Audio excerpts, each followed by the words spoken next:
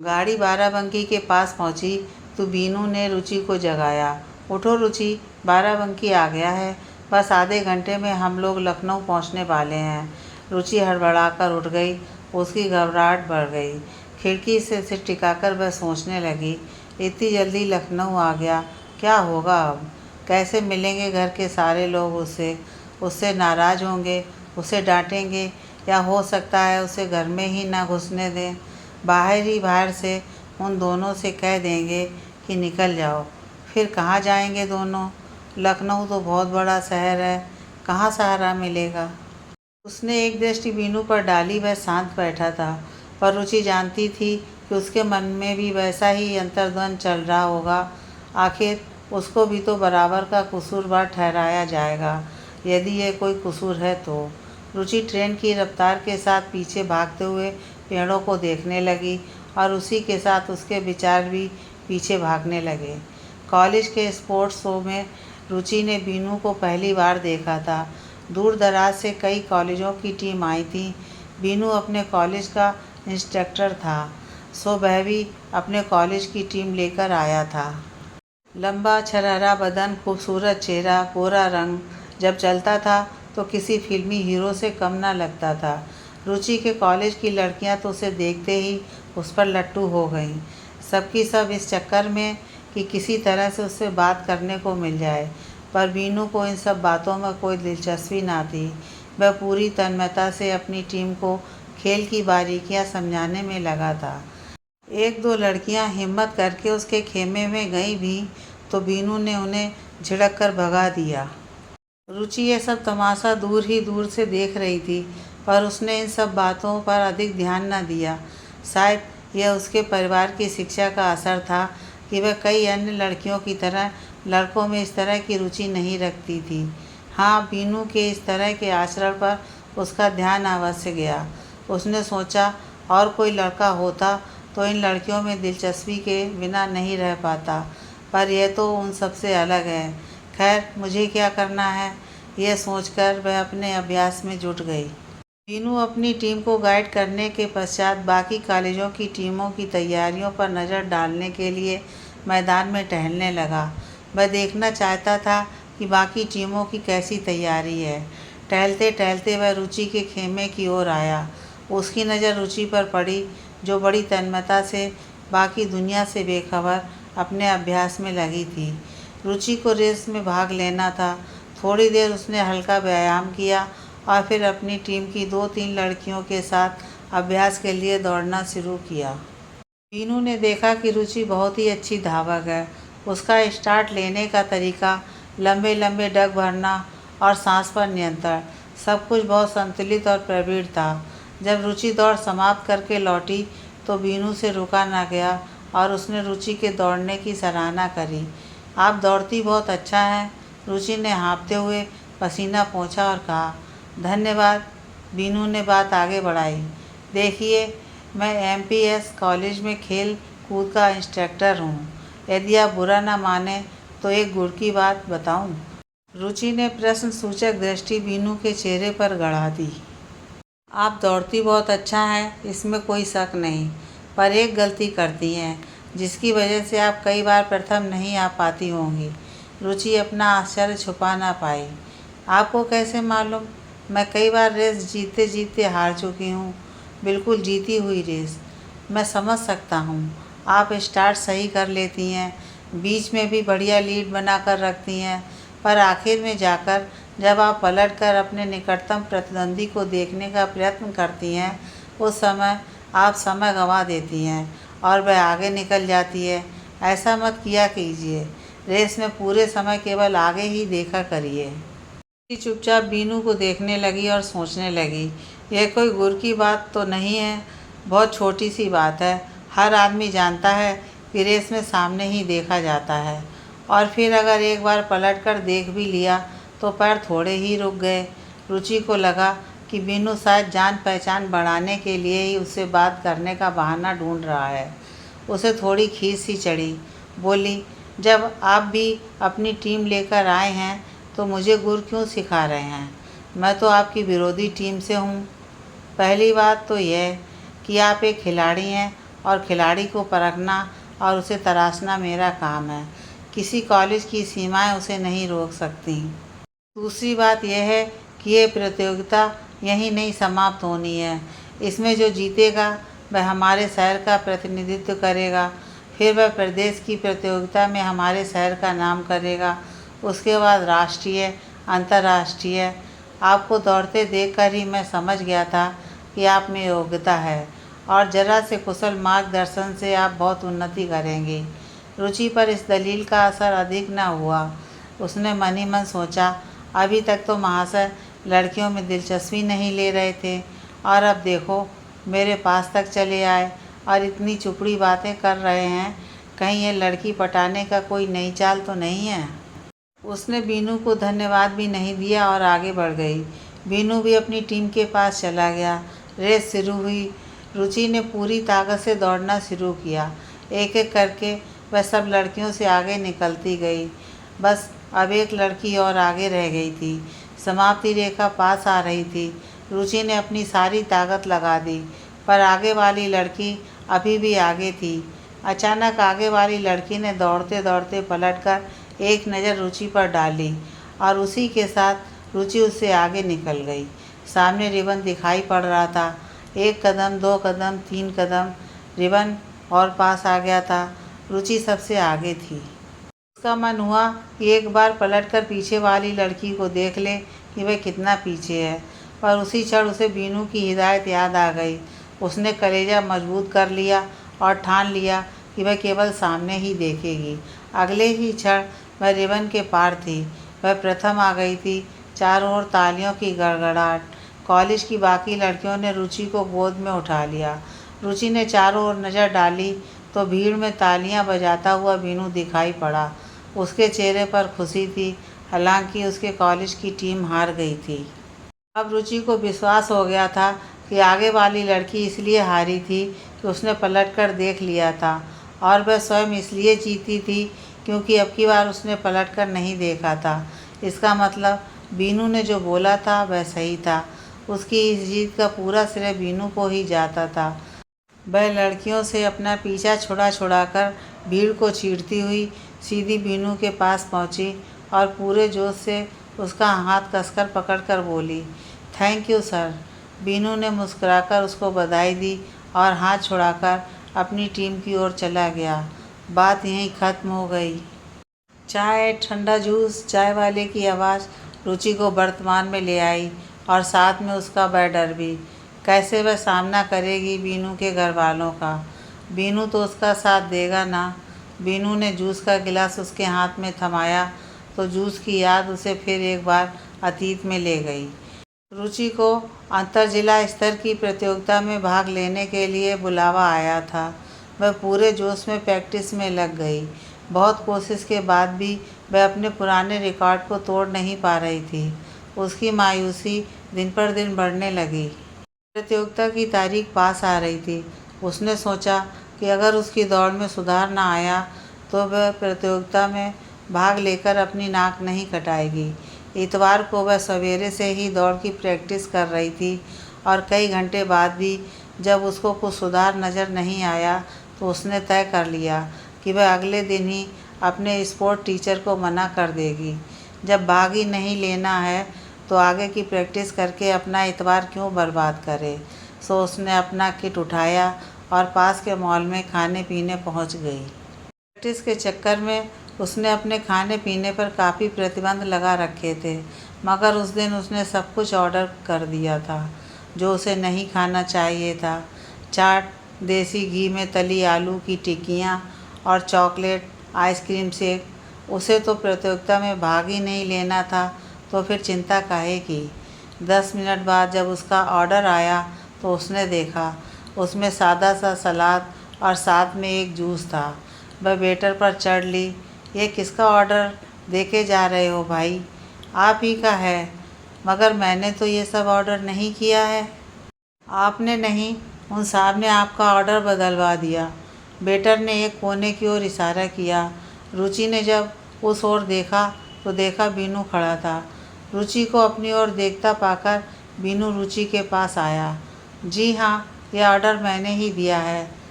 वह सब जो तुम खाने जा रही थी वह तुम्हारा वज़न बढ़ा देगा। तुमको तो अभी अंतर जिला प्रतियोगिता में भी जीतना है। मैं नहीं जा रही उसमें। अरे कैसे नहीं जाओगी, तुम्हें जाना भी है और जीत कर आना भी है। रुचि की आंखें डबडबा गईं। मैं नहीं जीत पाऊंगी। मेरा रिकॉर्ड तो जैसे एक जगह पर ही अटक गया है। कितनी भी प्रैक्टिस कर लूं सुधर ही नहीं रहा। बीनू बहुत ज़ोर से हंसा। तो आप खुद ही अपनी जज भी बन गई। अरे कुछ मौका उन जजों को भी तो दे दो अपना काम करने का, या तुम ही सारा काम कर दोगी, दौड़ोगी भी और फैसला भी खुद सुना दोगी। कुर्सी खींचकर बीनू रुचि के पास ही बैठ गया। देखो, मैं इस स्तर के अच्छे प्रतियोगियों को भली भांति जानता हूँ और उनकी कमजोरियों को भी। कल से मैं तुमको प्रैक्टिस कराऊंगा और तुमको उनकी कमजोरियाँ भी समझा दूंगा। अब चुपचाप सलाद खाओ और जूस पियो। उसकी आवाज़ में एक आदेश सा था, मगर रुचि को बुरा नहीं लगा, क्योंकि उस आदेश के पीछे जीत की उम्मीद थी। अगले दिन से रुचि बीनू की शागिर्द थी। उसने बीनू से अपनी दौड़ क्षमता को बढ़ाने के लिए गुर लेना शुरू कर दिए। बीनू भी उसको मार्गदर्शन देने में प्रसन्नता का अनुभव करता। उसके खान पान में प्रतिबंध, उसका व्यायाम इत्यादि सब पर उसका ध्यान था। जूस से उसे बहुत डांट के ही पिलाना पड़ता था। धीरे धीरे उनकी मुलाकातें बढ़ने लगीं। कॉलेज के बाद की शामें साथ साथ गुजरने लगीं। किसी शाम यदि दोनों ना मिल पाते तो बड़ा खाली खाली सा लगता। रुचि को बीनू की सबसे अच्छी बात यह लगती थी कि इतने मिलने जुलने के बाद भी वो बीनू ने कभी शालीनता की सीमा को पार नहीं किया। एक दिन बीनू ने अपने पापा से उनकी मोटरसाइकिल मांगी। उसके पापा ने पूछा, कहाँ जाना है? अपने एक दोस्त के साथ घूमने जाना है। देख भाई, अगर कोई दोस्त है तो ले जा मेरी मोटरसाइकिल, और अगर कोई गर्लफ्रेंड है तो मोटरसाइकिल भी ले जा और साथ में रख ये 1000 रुपये। कुछ खाना पीना, पिक्चर देखना। यह कहकर उसके पापा ज़ोर से ठहाका लगाकर हो कर हंस दिए। बीनू को कोई आश्चर्य न हुआ पापा की इस बात का। शुरू से उसके पापा न सिर्फ बहुत मजाकिया थे, बल्कि उन्होंने अपने बच्चों के साथ दोस्त जैसा व्यवहार रखा था। खुल के बात करते थे बच्चों से। बीनू के जाने के बाद उसकी माँ ने झिड़की दी। क्या करते हो जी, इस तरह बिगाड़ रहे हो लड़के को। क्या ज़रूरत थी इतना सब बोलने की? पैसे देने ही थे तो बिना डायलॉग मारे ही दे देते। अरे यार, जवान हो रहा है हमारा बेटा, अभी नहीं करेगा ये सब तो क्या मेरी उम्र में आकर करेगा? उसके पापा ने माँ की बात इग्नोर करी। देख लो, अधिक से देने में कहीं कुछ ऊंच नीच ना हो जाए। माँ ने अपना डर प्रकट किया। कुछ नहीं होगा यार, मस्त रहो और मेरे बेटे को ऐश करने दो। वह कुछ ऐसा नहीं करेगा जिससे मेरी नाक कटे। परंतु माँ के दिल का डर बना रहा। एक दिन उन्होंने बीनू से धीमे से कहा कि किसी दिन अपनी गर्लफ्रेंड को घर लेकर आए। बीनू ने पूछा, कौन गर्लफ्रेंड? ज़्यादा नाटक मत कर। अगर गर्लफ्रेंड नहीं है तो उस दिन पापा से 1000 रुपये क्यों ले लिए थे? अगले ही दिन बीनू रुचि को घर लाया। सारे घर वालों से उसकी मुलाकात करवाई। उस शाम घर में खूब हंगामा रहा, खूब बातें होती रहीं, अंताक्षरी खेली गई। खाने का समय हुआ तो रुचि भी माँ के साथ हाथ बटाने किचन में चली गई। खाना वगैरह निमटते निमटते रात का 10 बज गया। सबको उस शाम बहुत मज़ा आया था। रुचि को तो लग ही नहीं रहा था कि वह पहली बार उस घर में आई हो। अधिक देर ना हो जाए इसलिए बीनू के पापा ने उसे मोटरसाइकिल की चाबी दी और कहा कि वह जाकर रुचि को घर छोड़ आए। रुचि के जाने के बाद तो घर में बस उसकी ही बातें होती रहीं। सबको वह बहुत अच्छी लगी थी। सब उसकी भूरी भूरी प्रशंसा कर रहे थे। कितनी सुंदर, पर घमंड उसे छू तक न गया। कितना सरल स्वभाव है, आवाज़ कितनी मीठी है, मॉडर्न भी है और घरेलू भी। उसके बाद से तो रुचि का घर में आना जाना लगा रहता था। बीनू भी रुचि के घर खूब आता जाता था। दोनों जहाँ भी जाते अक्सर साथ ही जाते थे। कई महीने गुजर गए। एक दिन रुचि के घर उसके पापा ने बीनू से बात छेड़ी। बेटा, अब आगे तुम्हारा क्या इरादा है? बीनू समझा नहीं। बोला, किस चीज़ का अंकल? आगे की ज़िंदगी का बेटा, और क्या। तुम्हारी अच्छी खासी नौकरी है, सुबह तो अब चिंता का विषय है नहीं। अब तो तुम्हें अपनी शादी और घर बसाने की ही सोचनी है, उसी के बारे में पूछ रहा हूँ। ऐसी भी क्या जल्दी है अंकल, अभी मैं थोड़ा जम जाऊँ, थोड़ा पैसे जमा कर लूँ, तभी सोचूंगा शादी वादी के बारे में। पर आप अचानक क्यों पूछ रहे हैं? लड़की का बाप हूँ बेटा, समाज से डर के चलना पड़ता है। ये समाज थूकने के लिए लड़की वालों का ही घर ढूंढता है। ज़रा भी ऊंच नीच होगी तो ये लोग लड़की और उसके घर वालों को बदनाम करेंगे। तुम दोनों एक दूसरे को पसंद करते हो, एक दूसरे को जान समझ चुके हो, तुम अच्छा कमाते हो। मेरे हिसाब से तो अब देर करना ठीक नहीं है। तुम अपने पापा मम्मी से भी पूछ लो। बीनू मुस्कुरा दिया। पापा मम्मी से क्या पूछना, उन्हें तो सब मालूम है। और फिर मेरे पापा तो मेरे दोस्त अधिक हैं, पापा कम। उनकी तो आप हाँ ही समझिए। जब कहूँगा वह चटपट निपटा देंगे। बस मैं थोड़ा अपना बैंक बैलेंस बढ़ाना चाहता हूँ, जिससे बाद में दिक्कत ना हो। रुचि के पापा ने कहा, बेटा अच्छी बात है कि तू पूरी प्लानिंग करके चल रहा है, पर इन सब बातों में अधिक देर अच्छी नहीं है। बात वहीं समाप्त हो गई। बीनू जाने लगा तो रुचि बाहर तक छोड़ने आई। उसने बीनू को बताया कि मोहल्ले वालों ने उनके बारे में उल्टा उल्टा बोलना शुरू कर दिया है, इसलिए उसके मम्मी पापा घबरा रहे हैं। आखिर रहना तो इसी समाज में है, उससे कौन बैर लेगा। घर आकर बीनू ने धीरे से अपनी मम्मी से बात की। माँ, तू अपने इस बेटे को कुंवारा ही रखेगी क्या? माँ हंस दी। नहीं रे, ऐसा क्यों सोचता है? सारे दोस्तों की शादी में मैं ही एक कुंवारा होता हूँ। अब तो बैंड वाले भी मुझे पहचान गए हैं। तू मेरी शादी की बात क्यों नहीं करती?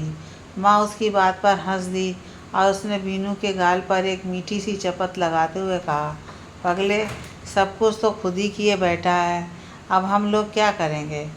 तू जब कहेगा बैंड बजवा देंगे। सच माँ, पापा से भी पूछ लें। अरे उनकी तो हाँ ही समझ। बीनू ने यह शुभ समाचार रुचि के घर में भी दे दिया और जल्दी ही शादी की तारीख बताने का वादा भी किया। दिवाली की खरीदारी के लिए बीनू और उसका परिवार मॉल में गए हुए थे। सामने से रुचि और उसका परिवार भी दिख गया। दोनों ओर के माँ बाप पहली बार मिल रहे थे। बीनू ने उनका परिचय कराया। उसकी माँ तो उन लोगों से मिलकर बहुत खुश हुई। मिलते ही रुचि की माँ से उसकी तारीफ के पुल बांध दिए। जब वह चुप हुई तो बीनू के पापा बोले, माफ़ करिएगा, मुझे अचानक कुछ काम याद आ गया है। मैं नीचे पार्किंग में गाड़ी निकालता हूँ, तुम लोग नीचे ही आ जाना। इस तरह की अचानक प्रतिक्रिया कुछ अटपटी सी लगी, लेकिन सबने अपने चेहरों पर मुस्कान चिपकाए रखी। अगले इतवार को बीनू पापा के साथ बैठा चाय पी रहा था। शर्माते हुए उसने बात छेड़ी, पापा, आप अगले महीने 6-7 दिन की छुट्टी ले सकते हैं। किस लिए? मेरी शादी के लिए। अच्छा, तो ये निर्णय भी आप ही लेंगे। अब आप यह भी बता दें कि कौन है वह भाग्यवान जो हमारे घर में बहू बन के आ रही है। किचन में से बीनू की माँ गर्म गर्म पकौड़ियाँ लेकर आते हुए बोली, अरे कैसी बातें करते हो जी, और कौन होगा? वही अपनी रुचि, उसी से तो करेगा। उसके पापा एकदम चौंके। यह फैसला किसने कर लिया? मुझसे पूछने की कोई ज़रूरत ही ना पड़ी। माँ भी धम से वहीं बैठ गईं। लो जी लो, आपसे मिलवाया, आपने घूमने फिरने की आज्ञा दी और फिर आपको पसंद भी है। आप ही तो उसकी इतनी तारीफ़ करते हैं। मिलवाया था दोस्त कहकर, घुमाया फिराया था दोस्त कहकर, शादी की बात कहीं नहीं थी। हमारे ख़ानदान में शादी की जाती है माता पिता की पसंद से, वह भी अपनी बिरादरी में। यह नहीं कि किसी जात बिरादरी से लड़की उठा लाए। थोड़ा रुककर उन्होंने अपना निर्णय सुना दिया, वहाँ शादी नहीं होगी। बीनू को झटका लगा पर माँ ने फिर भी समझाने की कोशिश की। आजकल जात बिरादरी कोई नहीं देखता, लड़की हम सबको पसंद है, यही काफ़ी है। उसे हमारे घर में घुल मिल जाना चाहिए, बस इतना ही काफ़ी है। और फिर इतने दिन साथ साथ रहने के बाद मना करोगे तो उन लोगों का भी तो सोचो, लड़की बदनाम हो जाएगी। यह उनके सोचने की बात है, वह सोचे। मुझे मेरे ख़ानदान के बारे में सोचना है। ये शादी नहीं होगी, ये मेरा फ़ैसला है। इस बारे में घर में अब और कोई बात नहीं होगी, और बात हुई भी नहीं। कोई न समझ पाया कि अचानक बीनू के पापा को हुआ क्या। बीनू, जिससे वह हमेशा दोस्त की तरह पेश आए, बहुत परेशान था। क्या हो गया अचानक पापा को? सब कुछ तो ठीक चल रहा था, फिर पापा एकदम से बदल कैसे गए? बीनू ने रुचि के घर जाकर अपने पापा का फैसला सुना दिया। रुचि के घर वालों पर तो जैसे गाज ही गिर गई। हमसे कोई गलती हो गई क्या बेटा? पता नहीं अंकल, मैंने आज तक पापा को ऐसा नहीं देखा। हमेशा हंसते हंसाते हुए, और मुझे तो बिल्कुल दोस्त की तरह रखते थे। कुछ बता भी नहीं रहे। हंसता खेलता माहौल बिगड़ चुका था। रुचि के परिवार को परेशान होता देख बीनू बोला, अंकल आप परेशान मत होएं। अगर मेरी शादी होगी तो वह रुचि से ही, चाहे मुझे घर से भाग कर ही शादी करना पड़े। मगर हालात के इस अचानक मोड़ ने रुचि के पापा को पसोपेश में डाल दिया था। एक ओर पहाड़ तो दूसरी ओर खाई। यदि बीनू से विवाह होता है तो उसे घर से अलग होना पड़ेगा, ऐसा वह नहीं चाहते थे। एक तो इससे बीनू का परिवार टूटता था, और दूसरे इसमें उनकी बेटी पर ही सब थू थू करेंगे, उसी को दोष मढ़ेंगे। दूसरी ओर यदि बीनू से विवाह नहीं होता है तो जग हंसाई भी होगी, और फिर कौन करेगा उनकी बेटी से शादी। हार कर उन्हें एक ही रास्ता सूझा कि वे स्वयं जाकर बीनू के पिता से बात करेंगे। उनसे आग्रह करेंगे कि वह बच्चों की खुशी के लिए अपनी रजामंदी दे दें। पर बीनू के पापा ने उनसे मिलने से भी इनकार कर दिया। किंकर्तव्य विमूढ़ से वह खाली हाथ वापिस आ गए। बीनू को पता चला तो उसने खुले शब्दों में अपना निर्णय सुना दिया, अंकल मैं शादी करूँगा तो रुचि से ही, और रुचि की शादी होगी तो मुझसे ही। मैं आपसे ये वादा करता हूँ कि रुचि को कभी कोई तकलीफ़ नहीं होगी। बीनू के पापा ने जिद पकड़ी थी तो बीनू भी अपनी जिद पर अड़ गया था। आनन फानन में दोनों की शादी हो गई। बाकायदा मंडप में शादी हुई। रुचि के माँ बाप ने आशीर्वाद दिया। बीनू के घर से सिर्फ उसके भाई बहन ही आए। उसके पापा ने उसकी मम्मी को भी नहीं आने दिया। शादी के बाद बीनू के पास घर जाकर रहने का तो सवाल ही ना उठता था। उसने छोटा सा एक फ्लैट किराए पर ले लिया था। दोनों उसमें रहने लगे। बीनू और रुचि ने कई बार प्रयत्न किए कि उसके पापा गुस्सा भूल जाएं, पर सब बेकार। शादी के बाद से रुचि ने ससुराल का सुख न देखा। उसका बहुत मन था कि वह अपने सास ससुर के साथ रहे, उनकी सेवा करे, पर उसका ये अरमान ही रह गया था। एक दिन बीनू ने आकर बताया कि कॉलेज के काम से उसे कुछ दिनों के लिए लखनऊ जाना है। बीनू के कहने से ही रुचि भी उसके साथ जा रही थी। स्टेशन के शोर से रुचि का ध्यान भंग हुआ। लखनऊ आ गया था। बीनू ने सामान उतारा और रिक्शे पर रखवा दिया। रिक्शा बताए पते की ओर चल दिया। यह बीनू की दादी के घर का पता था। जहाँ एक ओर रुचि को ददिया सास के पास जाने का उत्साह था, वहीं दूसरी ओर उसे डर था कि पता नहीं कैसे पेश आएंगे सब लोग, और कैसा होगा उनका स्वागत। कहीं दादी ने भी उसे घर से निकाल दिया तो? उसने डर के मारे बीनू पर भी अपनी बात जाहिर नहीं की। उसे हर समय यही लगता था कि बीनू के परिवार में तूफान मचाने की कसूरवार वह स्वयं ही है। उसी के कारण मीनू के घर का सुख चैन चला गया। रिक्शा मकान के सामने रुका। मीनू ने मेन गेट खोला तो खटका हुआ। रुचि की धड़कनें बढ़ गईं। क्या हुआ? खटके की आवाज़ के साथ ही ड्राइंग रूम का दरवाज़ा खुला और रुचि ने देखा कि एक बिल्कुल सफ़ेद बालों वाली महिला बाहर आई। ज़रूर ये बीनू की दादी होंगी, उसने सोचा। वह साड़ी के पल्लों से सिर ढककर बीनू के पीछे छुप गई। उसकी टांगें काँप रही थीं। बीनू लंबे लंबे डग बढ़ता हुआ दादी के पास पहुंचा और आगे बढ़कर उनके पैर छू लिए। रुचि भी पीछे पीछे पहुंच गई और उसने भी उनके पैर छू लिए। दादी ने धीरे से उसका घूंघट हटाया। हड़बड़ी में सिर ढकने के चक्कर में घूंघट कुछ अधिक नीचे आ गया था। सबके कदम घर में जाने के लिए बढ़ने लगे। अचानक दादी ने कड़क आवाज़ में कहा, ठहरो रुचि। रुचि सहमकर वहीं जड़बत खड़ी हो गई और गाज गिरने की प्रतीक्षा करने लगी। दादी ने रुचि के पास आकर बात पूरी की।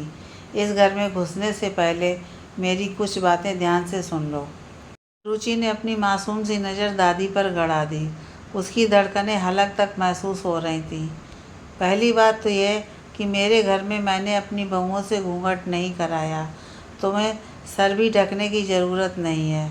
दूसरी बात, मेरी नातनें और पोतियाँ सब सलवार सूट और जीन्स पहनती हैं। तुम भी मेरी पोती ही हो, इसलिए तुम्हें कपड़ों के मामले में मेरी ओर से पूरी आज़ादी है। जो चाहे पहनो। खबरदार, जो कभी साड़ी वाड़ी में मैंने तुम्हें देखा। तीसरी और आखिरी बात, तुम लोगों से मिलने अपनी बिरादरी और रिश्तेदारी के कई लोग आएंगे। मैं हर एक की ज़बान पर ताला तो नहीं लगा सकती। हो सकता है कि वह कुछ उल्टी सीधी बातें करें। तुम चुपचाप सब सुन लेना, किसी का भी पलट कर जवाब मत देना। उन सब से मैं निमट लूँगी। बहुत बुरा लगे तो अपनी इस दादी की गोद में छिपकर रो लेना और जी हल्का कर लेना। रुचि को अपने कानों पर विश्वास ही ना हुआ। पहली बार ससुराल का प्यार देखकर उसकी आंखों में खुशी के आंसू उमड़ आए। वह दादी से लिपट कर रो पड़ी। दादी ने बहुत प्यार से उसकी पीठ पर हाथ फेरा और बोली, मुझे सब मालूम है बेटा, मजबूरी थी, शादी में ना आ पाई, पर तू चिंता मत कर, सब ठीक हो जाएगा। अब चलो अंदर। घर में घुसते ही एकदम से बड़े जोर का हंगामा हुआ। रुचि को चारों ओर से बहुत सारे बच्चों ने घेर लिया। कोई उसका हाथ पकड़े तो कोई उसकी साड़ी पकड़कर उसका समीप प्राप्त करने का प्रयत्न कर रहा था। सामने ही उसकी चचिया सास आरती की थाली लिए उसका स्वागत कर रही थीं। उसके चचिया ससुर कैमरा लिए तैयार खड़े थे। स्टीरियो पर स्वागत संगीत बज रहा था। रुचि को ऐसा लगा जैसे कोई नई नवेली दुल्हन पहली बार अपनी ससुराल में घुसी हो। उसके सारे आंसू इस भव्य स्वागत ने पोंछ दिए। 3-4 दिन इतनी खुशी में निकले कि पता ही ना चले। लखनऊ भर के सारे रिश्तेदार इकट्ठे थे। रोज़ खूब हंगामा होता था। रुचि हर समय उनके आकर्षण का केंद्र रहती। सब उसे घेरे बैठे रहते। कोई मिलने जुलने वाला यदि कोई आड़ी तिरछी बात करने का प्रयत्न करता तो दादी से इतनी डांट खाता कि भाग खड़ा होता। परंतु वह खुशी अधिक दिनों तक न चल पाई। चौथे दिन ही फ़ोन आ गया कि बीनू के पापा लखनऊ पहुंच रहे हैं। रुचि को जैसे ही पता चला वह गुमसुम हो गई। सबने बहुत बार पूछा पर कुछ न बोली। आखिर दादी ने रात को उसे अपने पास बुलाया और धीरे से उसके बाल सहलाते हुए उसके दुख का कारण पूछा। रुचि दादी की गोद में सिमट गई और हिचकियां ले लेकर रोते हुए बोली, पापा जी आएंगे तो बहुत नाराज़ होंगे आप सब लोगों से, फिर मैं दूर हो जाऊंगी, वह मुझे यहाँ से निकाल देंगे, उन्हें मना लो। दादी बहुत ज़ोर से दहाड़ी। हिम्मत है उसकी जो तेरे से एक शब्द भी कह पाए। अगर वह तेरे पापा जी हैं तो मेरा बेटा है। 1 मिनट में कान पकड़कर सही कर दूंगी। जा आराम से सो जा। परंतु रुचि की आंखों में नींद कहाँ। देर रात तक वह एक अनजानी आशंका मन में लिए करवटें बदलती रही। कभी थकान से झपकी आती भी तो भयानक सपने उसे फिर से जगा देते। इसी हालत में न जाने कब उसकी आंख लग गई। सवेरे ज़ोर ज़ोर की आवाज़ें सुनकर उसकी आंखें खुल गईं। घड़ी पर नज़र डाली तो 9:30 बज गए थे। उसने कान लगाकर सुनने की कोशिश की तो उसका कलेजा कांप गया। यह आवाज़ तो पापा जी की है। इसका मतलब वह आ गए। वह वहीं लेटी लेटी धड़कते दिल से बातें सुनने लगी। दादी पापा जी को समझा रही थी, अब जो हो गया उसे भूल जा। बच्चे हैं, अगर छोटी मोटी गलती की भी है तो उन्हें माफ़ कर दे। इसी में तेरा बड़प्पन है और घर की भलाई। इतनी बड़ी गलती को छोटी गलती कह रही हो अम्मा? अपने ख़ानदान में हर काम माँ बाप की आज्ञा से ही होता है, पर इन लोगों ने तो सब कुछ स्वयं ही तय कर लिया। सारे मोहल्ले में मेरी नाक कटवा दी, बिरादरी में मुंह दिखाने लायक नहीं छोड़ा। दादी की थोड़ी तेज़ आवाज़ आई, मोहल्ले वालों को हमारे घर के अंदर होने वाली बातों से क्या मतलब? तू इतना कमज़ोर हो गया कि उनसे डर गया? और फिर उस बच्ची का भी तो सोच, उसके घर वालों का सोच। तुझे अगर समाज का इतना डर है तो वह बेचारे तो लड़की वाले हैं। वह कहाँ जाते अपनी लड़की को लेकर? तूने ही तो घूमने फिरने की अनुमति दी थी, तब कहाँ गया था तेरा समाज और तेरी बिरादरी? अब ये भी बेचारे बच्चे हैं, जब साथ घूमेंगे फिरेंगे तो एक न एक दिन तो ये होना ही था। कान खोल कर सुन ले, चाहे यह सही हुआ हो या गलत। मेरे पोते ने रुचि से शादी की है। रुचि अब मेरे ख़ानदान का हिस्सा है और हमारे ख़ानदान का हिस्सा दर दर नहीं भटकेगा, हमारे घर में रहेगा। तुझे दोनों को अपनाना ही होगा। पापा जी के चिल्लाने की आवाज़ आई। क्या बात करती हो अम्मा? मेरे घर में घुसना तो दूर, तुमने उसे अपने घर में घुसाकर अच्छा नहीं किया। जितने ज़ोर से पापा जी चिल्लाए थे, उससे भी अधिक ज़ोर से दादी के चिल्लाने की आवाज़ आई। खबरदार, ये घर मेरा है, तेरा घर वही है। मैं अपने घर में क्या करूं, इसमें तेरी राय नहीं चाहिए मुझे। वह मेरे पोते की बहू है, इस ख़ानदान को आगे बढ़ाने वाली। वह इसी घर में रहेगी और 100 बार रहेगी। बात शायद काफ़ी बढ़ गई थी, क्योंकि बुआ और चाचा जी की आवाज़ें भी आनी शुरू हो गई थीं। वह लोग दोनों को शांत करने में लगे थे। थोड़ी देर बाद दादी की आवाज़ आई। ठीक है, मुझे जो कहना था कह दिया। मैं तुझे आखिरी मौका देती हूँ, तू अपना फैसला सुना। रुचि की धड़कनें बढ़ गई थीं। थोड़ी देर शांति रही, फिर पापा जी की आवाज़ आई।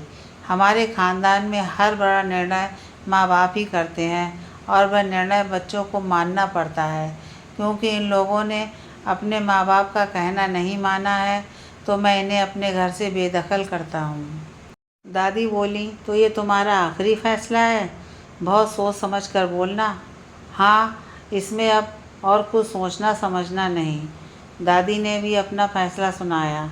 ठीक है, तेरे ही बनाए फैसले के हिसाब से मैं भी तुझे अपने घर से बेदखल करती हूँ। आइंदा से इस घर में मत घुसना। ये क्या सठियाई हुई बात कर रही हो अम्मा? पापा की आवाज़ हल्की पड़ चुकी थी। क्यों? तूने ही तो अभी अभी ये कानून बताया है कि इस ख़ानदान में जो भी अपने माँ बाप का कहना नहीं मानेगा, उसे बेदखल कर दिया जाएगा। तू भी तो अपनी माँ का कहना नहीं मान रहा है, सो मैं भी तेरा कानून ही लागू कर रही हूँ। थोड़ी देर शांति रही, फिर पापा जी की खिसियाई हुई आवाज़ आई। ये क्या बात हुई? चित भी तेरी, पट भी तेरी। ये करूँ तो मरूँ और वह करूँ तो मरूँ। दादी कुछ ना बोली और अपने कमरे में चली गईं। पापा जी भी पीछे पीछे उनके कमरे में चले गए। दादी ने आखिरी तीर भी छोड़ दिया। ज़्यादा सोच मत, तुझसे तो अच्छे ये बच्चे हैं, जिन्होंने हिम्मत करी और एक दूसरे को दिए वादे पूरे किए। तुम्हारी तरह प्यार में किसी को धोखा तो नहीं दिया। यह बात बहुत धीमी आवाज़ में कही गई थी। सिर्फ बीनू के पापा ही सुन पाए और बुरी तरह चौंक गए। नहीं समझा तू? दादी फिर फुसफुसाईं। तेरी सैंडी वाली बात। बीनू के पापा असमंजस में खड़े रह गए। संध्या, जिसको प्यार से वे कभी सैंडी बुलाते थे, यानी रुचि की मम्मी, 30 साल पुरानी दफन उनकी प्रेम कहानी आज अम्मा को कैसे पता चली? उन्होंने तो किसी से जिक्र भी नहीं किया था। वह खुद संध्या से बरसों बाद मॉल में मिले थे। तू कमज़ोर था, सो तू संध्या से वादा करके भी अपने माँ बाप से तू कहने में घबराता रहा। आज बच्चों ने अपना अपना वादा निभाया, तो तू अपनी गलती पर पर्दा पड़ा रखने के लिए उनको सज़ा क्यों देना चाहता है? दाद देती हूँ संध्या की हिम्मत की, जो इतने साल बाद उसने फ़ोन करके मुझे पूरी कहानी बताई और बच्चों की ज़िंदगी बचाने की गुहार करी।